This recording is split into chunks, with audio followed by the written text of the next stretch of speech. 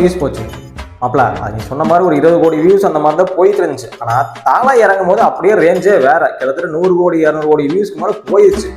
அது அந்த டைம்ல என்ன ஆகி போச்சுன்னா, ஹாட் ஸ்டார்ல வியூஸ்ல என்ன பண்ணலாம் அந்த தம்பி வியூஸை விட தலை தான் முக்கியம்னு சொல்லிட்டு தலையை பார்க்க ஆரம்பிச்சிட்டாப்ல.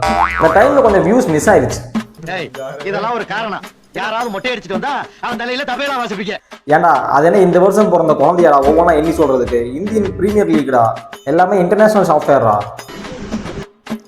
அவ்வளவுதான். அதிகபட்சம் 30 கோடி வியூஸ்ன்னு வச்சுக்க உங்க தலை இறங்கினதுக்கு அப்புறமே. இப்போ புரியுதா? உங்க பங்காளி ஒன்றும் சளைச்சவங்க கிடையாது.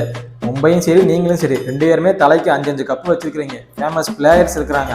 2 பேர்த்துக்குமே பெரிய ஃபேன் பேஸ் இருக்குது. இன்னைக்கு ஆடினது சண்டேல, லீவு நாள். நீங்கள் 2 பேரும் சேர்ந்து ஆடின மேட்சோடைய வியூஸே 28 கோடி ஹாட் ஸ்டார் வியூஸ் தான் போயிருக்கு. ஆனால் இது வரைக்கும் நீ அதாவது ஒரு கப்போடு அடிக்காத டீம் தான் விராட் கோலி மட்டும் தான்.